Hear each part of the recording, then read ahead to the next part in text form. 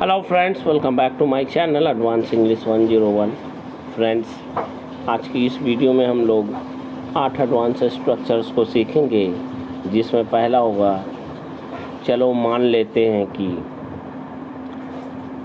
बहुत देर लगाना, किसी काम में बहुत देर लगाना, किसी चीज़ को दिलवा दो या बोलना हो जिस तरह से आप बात करते हैं मुझे बहुत अच्छा लगता है।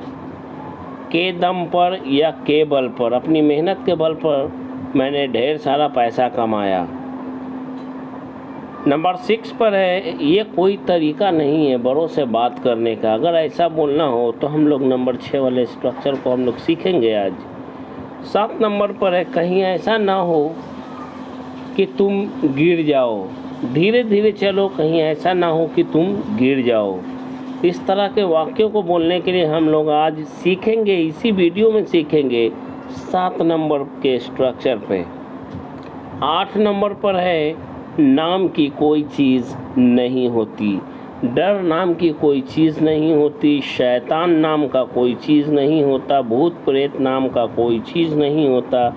इस तरह के वाक्यों को बोलने के लिए आज हम लोग आज के ही वीडियो में इसके स्ट्रक्चर्स को सीखेंगे।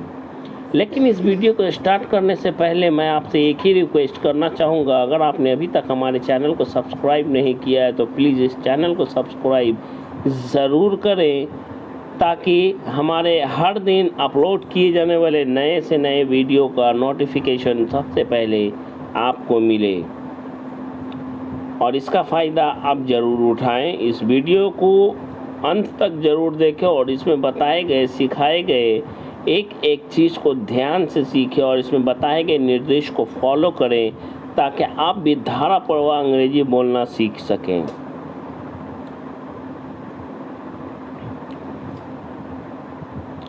और चलिए शुरू करते हैं आज का ये वीडियो अपने पहले स्ट्रक्चर के साथ। आज का हमारा पहला स्ट्रक्चर जो होगा वो होगा बहुत देर लगाना के लिए। जब भी बोलना हो, तुम हंसने में बहुत देर लगाते हो, तुम इस काम को करने में बहुत देर लगाते हो, इस तरह के वाक्यों को बोलने के लिए हम लोग टू लॉन्ग का यूज़ करते हैं। टेक टू लॉन्ग, बहुत देर लगाना, टेक टू लॉन्ग। और टेक का यूज़ हम लोग प्रेजेंट के लिए अगर करेंगे तो अकॉर्डिंग टू सब्जेक्ट टेक और टेक्स का यूज़ करेंगे, यानी प्रेजेंट इंडेफिनिट टेंस के अनुसार। ओके, आज का हमारा पहला सेंटेंस है, तुम जवाब देने में बहुत देर लगाते हो। You take too long to give answer. You take too long to give answer. वे लोग यहाँ आने में बहुत देर लगा रहे हैं। ये प्रेजेंट कॉन्टिन्यूअस है। वर्ब की आईएनजी फॉर्म इसमें यूज़ होगा, जैसे they are taking too long to arrive या टू कम। तुम्हारा भाई हिंदी के एक छोटे से वाक्य को भी इंग्लिश में बोलने में बहुत देर लगाता है। Your brother takes too long to speak even a small sentence of Hindi into English. Practice more and more. If you want to become a fluent speaker, you will have to practice more and more. Number 2 पर है, चलो मान लेते हैं कि। ऐसा अगर बोलना हो तो हम लोग इसके लिए यूज़ करेंगे लेट अस से दैट। चलो मान लेते हैं कि, और सेंटेंस बोलने के बाद हम लोग जब कहेंगे तो क्या, चलो मान लेते हैं कि वह चोर है, तो क्या। तो क्या के लिए हम लोग सो व्हाट का यूज़ करेंगे। वीडियो को स्किप नहीं करें, वीडियो को देखें, ध्यानपूर्वक देखें, इसमें बताए गए एक एक बात को ध्यान से सुने। चलो मान लेते हैं के लिए हम लोग यूज़ करेंगे लेट अस से दैट। चलो मान लेते हैं, लेट अस से दैट। चलो मान लेते हैं कि तुम एक चोर हो। ये हमारा सेंटेंस है, तुम एक चोर हो। चलो मान लेते हैं कि तुम एक चोर। Let us say that you are a thief. So what, तो क्या के लिए हम लोग यूज़ करेंगे सो व्हाट। अब आइए, स्ट्रक्चर आपके सामने आ चुका है, देखते हैं। Late us say that plus sentence, उसके बाद सो दैट। आइए देखते हैं पहला सेंटेंस। चलो मान लेते हैं कि वह एक डॉक्टर हो सकता है तो क्या, इसे बोलने के लिए हम लोग कहेंगे let us say that he may be a doctor, so what. क्योंकि यहाँ पे मे का यूज़ हुआ है क्योंकि वह हो भी सकता है, नहीं भी हो सकता है, कन्फ्यूज़न है, संदेह है, डाउट है, इसलिए हम लोग मे का यूज़ किए हैं late us say that he may be a doctor, so what. चलो मान लेते हैं कि वह तुम्हें गाली दे रहा था तो क्या, late us say that he was abusing you, so what. Late us say that he was abusing you, so what. Practice makes a man perfect.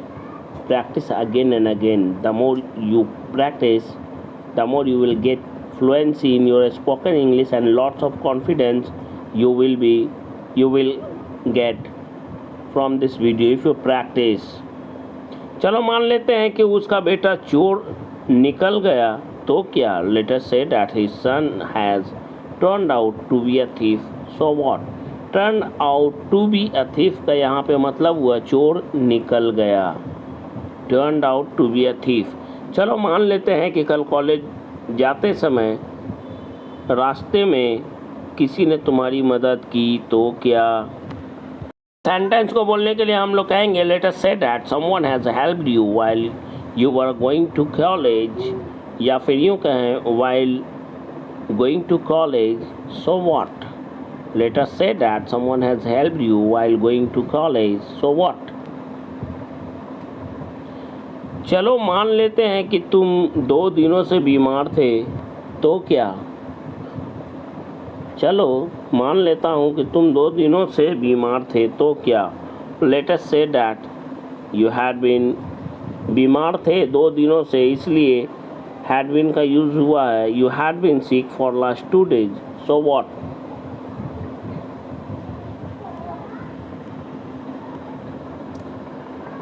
Number 3 पर है, जब भी बोल रहा हूँ जिस तरह से आप अंग्रेज़ी बोलते हैं मुझे अच्छा लगता है, जिस तरह से आप हंसते हैं मुझे अच्छा लगता है, जिस तरह से आप लोगों से बात करते हैं मुझे अच्छा लगता है।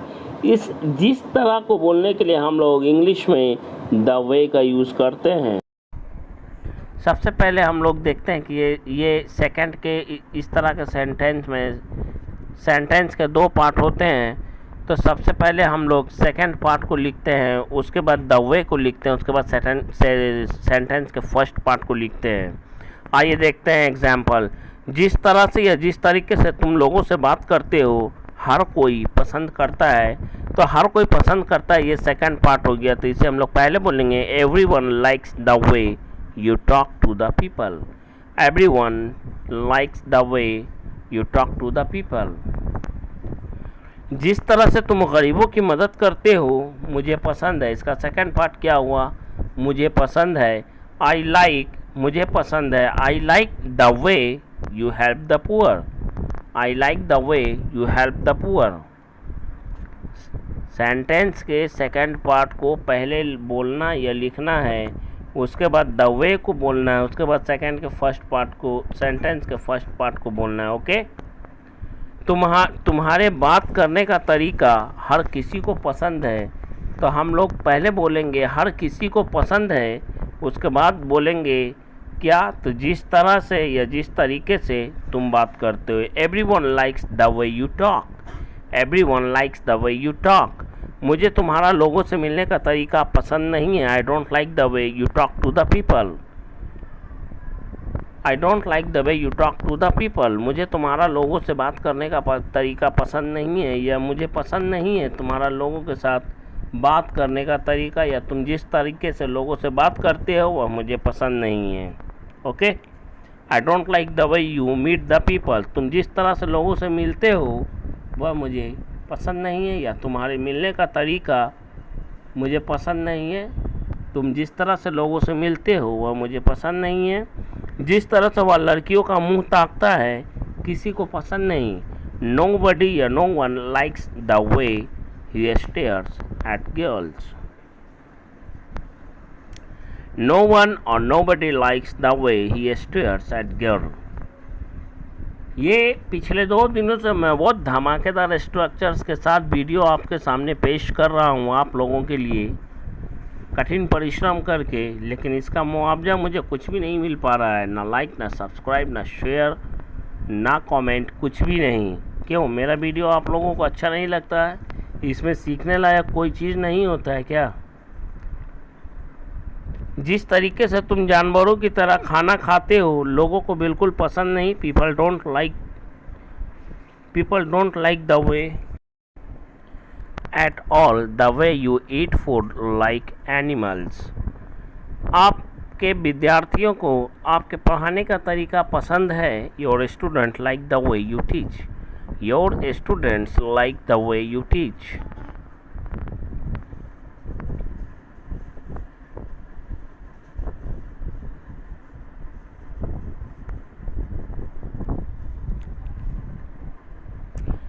विवाह भोज की पार्टी में अचानक अतिथि सत्कार करने का तरीका सभी को पसंद आया।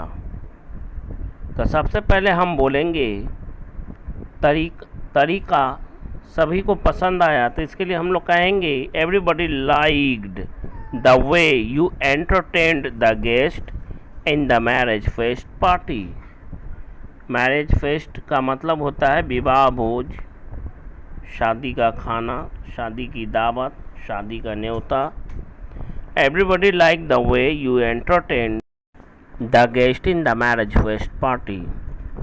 नेक्स्ट है हमारा जब भी बोलना हो दिलवा दो, उसके लिए हम लोग गेट प्लस ऑब्जेक्टिव केस, उसके बाद ए एन, उसके बाद ऑब्जेक्ट का यूज़ करेंगे। और ऑब्जेक्टिव केस में आता है me, you, her, him, them and name. आइए चलिए अब देखते हैं इसका पहला सेंटेंस। उसे एक नया मोबाइल दिलवा दो। Get him a new mobile. Get him a new mobile. उसे एक नया मोबाइल दिला दो या दिलवा दो, दोनों के लिए। Get him a new mobile. Mohan को कुछ कपड़े दिलवा दो, इसके लिए हम लोग कहेंगे get Mohan some new clothes. Get Mohan some new clothes. मुझे एक नई बाइक दिलवा दो, इसके लिए हम लोग कहेंगे get me a new bike. Get me a new bike.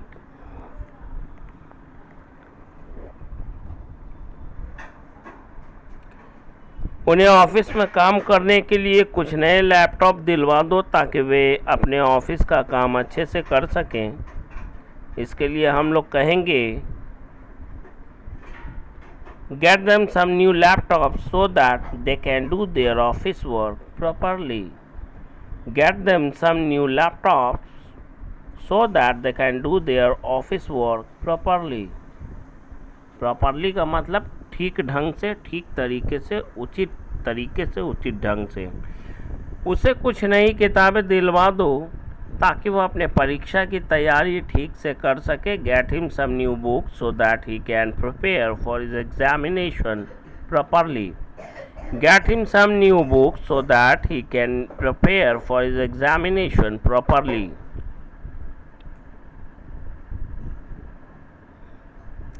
Like, subscribe, share और कमेंट जरूर करें इस वीडियो को, इस वीडियो के लिए कि ये वीडियो आपको कैसा लगा। सीमा को कुछ नए कपड़े दिलवा दो ताकि वह आज शाम उस पार्टी को अटेंड कर सके। Get Seema some clothes so that she may attend today's evening party. Get Seema some new clothes so that she may attend today's evening party. Number 5 पे है जब भी बोलना हो के बल पे, के दम पे, की ताकत पे, इसके लिए हम लोग बाई डिंट का यूज़ करते हैं, जिसका मतलब होता है के बल पर या के ताकत पर या के दम पर। जैसे मैंने अपने दम पे बहुत सारा पैसा कमाया, मैंने अपने दम पे अपने बहुत बड़े बिजनेस को खड़ा किया। इस तरह के सेंटेंस को बोलने के लिए हम लोग बाई डिंट ऑफ का यूज़ करते हैं और इसका स्ट्रक्चर इस तरह से है। सबसे पहले हम लोग अपने सेंटेंस को बोलेंगे, उसके बाद बाय डिंट ऑफ, उसके बाद सेंटेंस के बचे हुए भाग को बोलेंगे, यानी अदर वर्ड्स में। उसने अपने दम पर इतना बड़ा बिजनेस खड़ा किया है, इसे बोलने के लिए हम लोग कहेंगे he has established such a big business by dint of himself. By dint of himself का मतलब खुद के दम पर, खुद के दम पर मैंने अपने पैसों के दम पर 5 करोड़ रुपए का एक नया घर अपने परिवार के रहने के लिए ख़रीदा है। यह सेंटेंस हलवा है, बहुत बड़ा ज़रूर है, हलवा है। I have bought a new house by dint of my money for my family to live.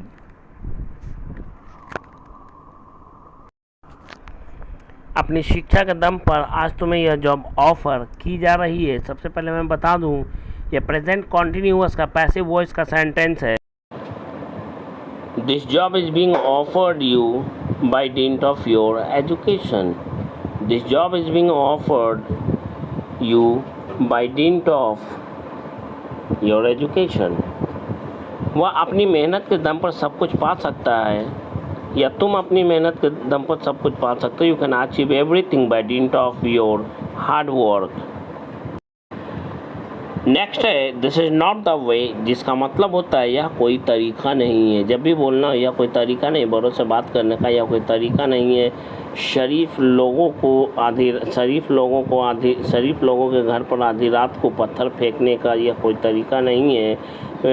बड़ों से इस तरह से बदतमीज़ी से बात करने का, इस तरह के सेंटेंस को बोलने के लिए हम लोग दिस इज़ नॉट द वे का यूज़ करते हुए 2+ वर्ब की फर्स्ट फॉर्म को यूज़ करते हुए सेंटेंस को बनाते हैं और देखते हैं पहला सेंटेंस यह कोई तरीका नहीं है बड़ों से बात करने का। इसे बोलने के लिए हम लोग कहेंगे this is not the way to talk to the elders या to talk with elders. This is not the way to talk with elders या this is not the way to talk to the elders.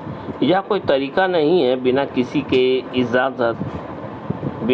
की इजाज़त घर के अंदर आने का। This is not the way to enter someone's house without permission.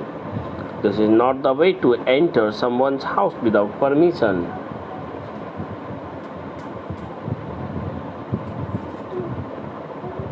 We should never try to become a rattling parrot.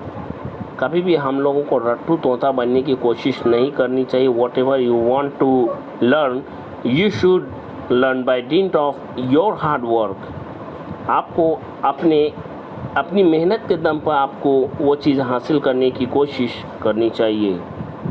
You should try to achieve that thing by dint of your hard work. ये कोई तरीका नहीं बिना निमंत्रण किसी के विवाह भोज में खाना खाने का। This is not the way to eat food without invitation in someone's marriage feast. या कोई तरीका नहीं है बिना किसी कारण के लोगों को गालियां देने का। This is not the way to abuse people without any reason. This is not the way to abuse people without any reason.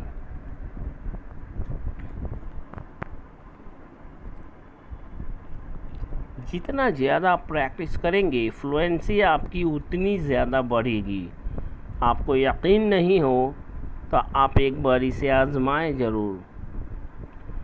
Next है हमारा there is no such thing as. जब भी बोलना हो नाम की कोई चीज़ नहीं होती तब हम लोग there is no such thing as का यूज़ करेंगे। जैसे अंधविश्वास नाम की कोई चीज़ नहीं होती, there is no such thing as superstition. There is no such thing as superstition. ईमानदारी नाम की कोई चीज़ नहीं होती, इसे बोलने के लिए हम लोग कहेंगे there is no such thing as honesty. There is no such thing as honesty.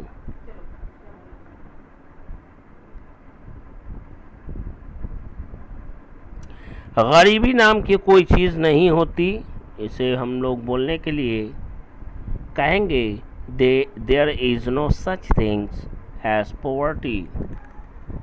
There is no such thing as poverty. Next है लिस्ट से बनने वाला सेंटेंस, और मैं बता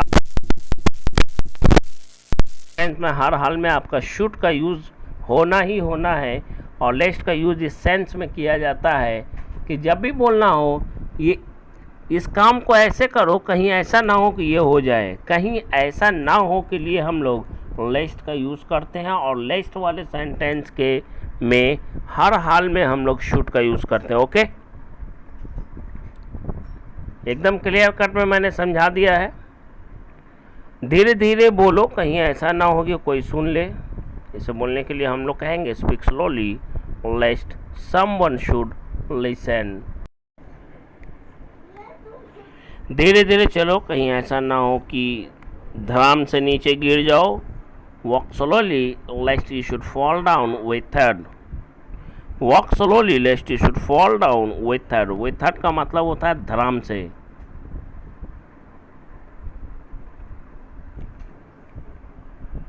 मन लगाकर पढ़ाई करो, कहीं ऐसा ना हो कि तुम परीक्षा में फेल हो जाओ। इसे बोलने के लिए हम लोग कहेंगे स्टडी अटेंटिवली और wholeheartedly lest you should fail in the examination. Study attentively और study wholeheartedly lest you should fail in the examination.